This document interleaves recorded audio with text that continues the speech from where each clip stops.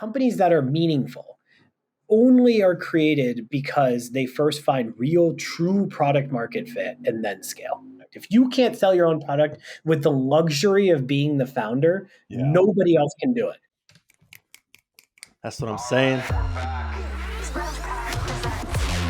I'll be honest, I still don't fully believe you, but hey, we'll take your word for it. That's some royalty-free shit, people. That's what we do. Beyond Quota. We're back, and I'm so excited for this conversation today. Not just because Ross is here, but hey, Ross. Hey. Great to be But here. I think the real exciting piece is neither one of us, but we've got Sahil here. Beyond thrilled to have you here and hear your perspectives. Yeah, thanks for having me, Pouyan. Good to catch up. Rossi, good to see you. Yeah, I'm Sahil, founder and CEO of Bravado. We are a professional network for salespeople, and our mission is to make salespeople smarter, happier, and richer. And then you forgot to mention you're my boss. Yeah, I was gonna say you guys know each other a little bit. Isn't that like kind of the big thing here? I have never once, not one day, not 1 minute within one day, ever felt like your boss in the time that I've known you. But I certainly do feel like I report to you on a regular basis. Well, you've babysat me before. Well, that I can say, yeah. You've seen me cry. Also, that's just because we hold each other. You know? Yeah. How does it feel to be in that position but not have to do pipe reviews?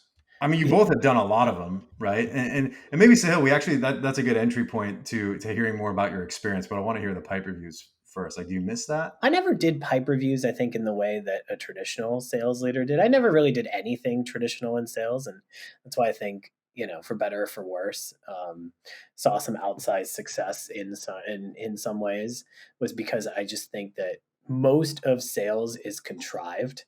And most of the reason why sales managers do the things they do is because their boss did them, not because they actually think it's the right thing to do. That's because most people who are sales managers shouldn't be managers. So there's a lot of sludge in the system. Maybe you can just share your experience. Like, how did you get into sales? Why did you get into sales? Not that there is orthodoxy around sales, because no one grows up playing with their GI sales figure as a 4-year-old, no. So I went to school in DC in order to work in politics, and I worked on the Obama campaign from 2006 to 2009. When you're 20 years old in college and you're managing 4,000 people, you learn a lot. The thing is, it kind of taught me how to objection handle. So when you're objection handling someone who thinks that someone's going to take away their gun or whatever, you got to be real sensitive. You gotta be able to be nimble on your feet. You can't be really pushy with them, whatnot. So that's where I learned to sell. And then I walked into B2B SaaS, and all I saw around me were blunt objects. Can we pause there for a second? What do you mean walked into B2B SaaS? Yeah. So graduated college, was supposed to go work in the White House. My father fell ill, and so I couldn't be in DC, and I needed a job. And so what I knew what to do was, phone, in person, whatever. Someone told me I should do sales. When I heard sales, what I heard was, you go to a mall and there's people trying to sell you dead sea salt, like those Ahava kiosks or whatever. Oh, yeah. I use that as the example. That's not figurative. That's actually what I thought. And I was like, I don't know that that's what I want to do. And I was lucky that my career counselor's husband was a VP of sales at Oracle. And she was like, no, I mean tech sales. And I was like, what? Wait, did you say Oracle? Yeah. I saw Ross get excited for a second there. No, that was, I threw up in my mouth. I don't think that was excitement. Yeah. And so she basically was like, no, I think you'd be really good at tech. And I didn't know what to do. And so I took one interview with this random company called Meltwater, which I know we'll get into. Yes, please. And so then there it was. I basically started a week later. Okay, so what was the vibe of the office when you walked in there? What was this office? Where were you? I know Meltwater, they're like a plague. They're literally everywhere now. The office, so Meltwater has an interesting philosophy. They do what are known as small pod offices. So they had 52 offices when I started. There were 1,000 employees when I started. 925 were salespeople. Wow. Love that. Every single month, we had something called closing week, which was the last 5 days of the month. And every morning of closing week, one of the executives every morning would send this like 15 paragraph email trying to fire up the team. Now, the first time, in December 2008, January 2009, the first time you get this, you're like, well, this is really inspiring. Like the CEO, the VPs, the executives are like in the trenches with you.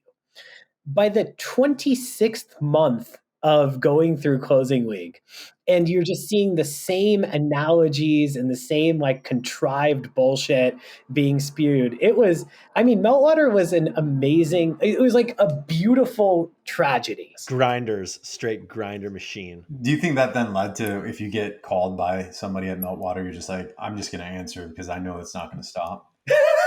No. No, in fact, I'll tell you what we did. Meltwater had in our office and in other offices as well, intentionally used these really old school phone systems. And the phones that we used had the ability to change the number manually to be any number to show up on caller ID. So I could literally make it look like your own cell phone was calling you. You just took it to a whole nother level. It's like, let me pick the person. That's right. That's probably illegal now. I mean, the funniest one was when you would set the number just as the person's number. So it was like your own number calling you. Like you have to answer, right? You're like, what is this? It's because it's you from the future, maybe telling you to invest in crypto. There is so much I want to unpack there, but one thing you said, and it's on your shirt now, is bullshit. So I'd like to come to bullshit for a second. What's the biggest bullshit you feel like is being fed to sales reps? I think that the majority of companies don't deserve to have sales teams. Okay, tell me more. That to me is the biggest lie. The biggest lie is the majority of companies don't have product market fit, but instead of trying to build the right product that actually has product market fit, they just throw bodies at the problem and assume that by selling their shitty solution that they can find product market fit. So they hack their way to a few $1 million in revenue because, you can brute force that. And then they go raise a large round of funding or a decently sized round of funding from an investor, promising that the brute forced, 2 million ARR will grow to 10 million by next year and 30 million by the year after and 100 million in 5 years. Oh yeah, dude, it'll scale. And then they go to sales reps and they say, look, we've already closed $2 million in revenue and we just raised a $20 million Series A or Series B or whatever. And now this thing's taking off and, your base is only 100, but your OT is 200. And if you hit plan, it'll be, if you hit accelerators, it'll be 300. And reps come in and grind their ass off to try to hit quota and sell a product that doesn't have product market fit. So then what you do is you blame the reps for not hitting quota or not performing. Then you blame the sales managers for not being good at coaching people up. Then you blame the VP of sales for having the wrong strategy. So then you fire the reps, you fire the managers, you fire the VPs, you're hiring in new ones, you keep going, you keep going, you keep going. And eventually one of two things happens. Either you do figure it out, like you do actually build the right product and somehow you manage to find product market fit. Let's call that the 5% rule. And then there's a 95% rule, which is, a bunch of reps who have 8 to 10 months on their resume who are labeled as job hoppers, a bunch of VPs of sales that are forever traumatized. And so therefore they're like, I'm never going to work for an early stage company again. People feeling like stock options are worthless and that this whole thing's a game and, sales is mistreated and whatever. But in reality, the problem is you don't have a product with product market fit. Yes. Damn. It starts at the top. The Overscale, the classic Overscale. I love that you took the glasses off to just drop all that knowledge and just that's the equivalent of the mic drop right there. It's like, wait a second, I'm blind. You started your own company. You're investing in other companies.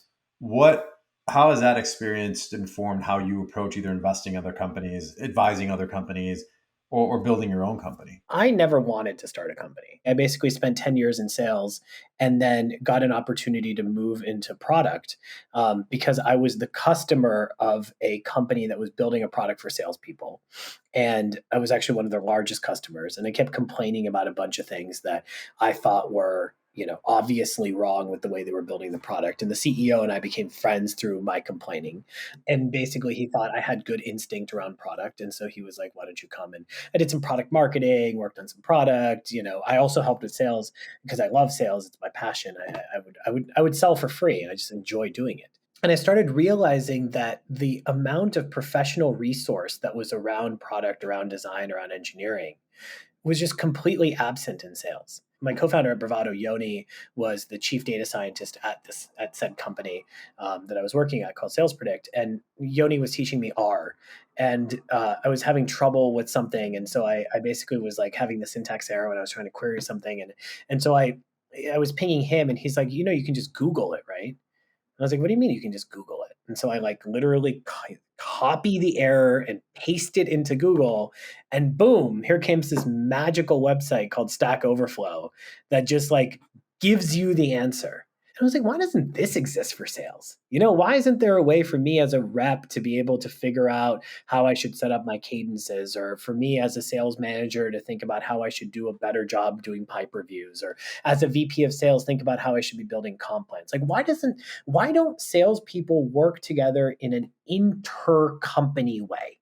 Because we're all trying to do the same shit, right? We're all trying to call, email, close deals, renew, right? We're all doing the same things. I just didn't find it anywhere, so I just decided to make it. But to answer your question specifically, which was, well, how is my experience of being on both sides? It taught me we have 0 salespeople at Bravado. That's what it's taught me.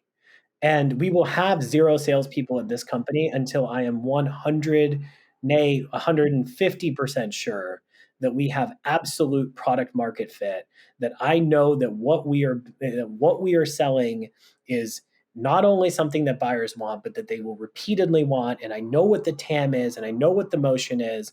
And only at that time will I open the doors for us to actually hire salespeople. You've talked a lot about commission and commission structures, and it's interesting hearing your thoughts here on your approach with product market fit and then sales.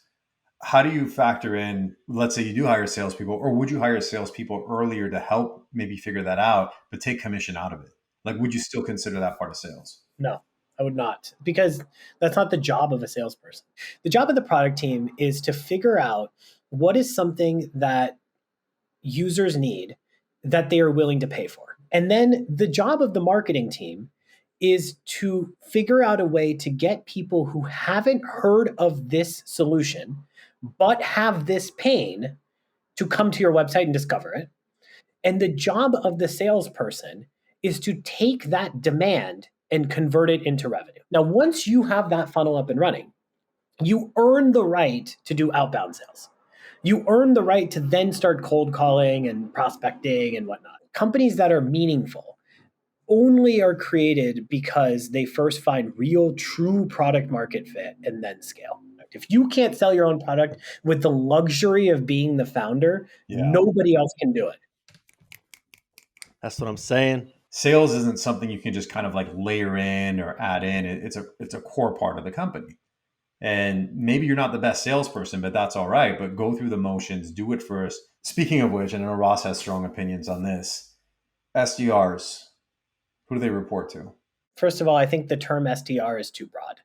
I think that it's far. SDR means too many different things at too many different companies. So let's first separate inbound versus outbound. So if you are an inbound SDR and your job is to take inbound leads that come in and qualify them in order to see if they're worth something or not, I'm more of the belief that that's a function of marketing to drive demand. So I think they sit there. But anything to do with outbound is sales and has to sit with sales. And I don't think that people who are qualifying inbound leads are SDRs. So I guess in a roundabout way, I'm saying they should report to sales. But I also know that when you say SDRs, you are counting, because most people do, inbound. And I don't understand why sales is responsible for qualifying marketing's job. Marketing has to qualify their own leads. And then you get into this really fun world, because then what happens is marketing can choose to qualify a greater percentage of the leads than they should necessarily. They could choose to do that. They will. But then that's when you go, but then that's where you get to see actual conversion percentage come in. those leads that come in through inbound that get qualified will go into the same pool as the ones that are outbounded. And then you'll just look at conversion percentage. So you'll be like, okay, well, marketing generated 500 of qualified leads and sales generated 200. But the 500 leads that marketing generated only led to 10 closed deals for $1 million, while the 200 that sales generated led to 50 closed deals for $5 million. So as it turns out, marketing is 1/5 as effective, even if they're getting 2.5 times the volume. But like that can't be done today because there's so much friction around this like qualification process. So you just like split qual. I think that's what I would do. Yeah, get out those frosty kombuchas and get to qualifying. Thanks for joining, and I'm sure we'll talk again soon. Cool, Pouyan, great to be here. Thank you for having me, and Ross, always a pleasure. Beyond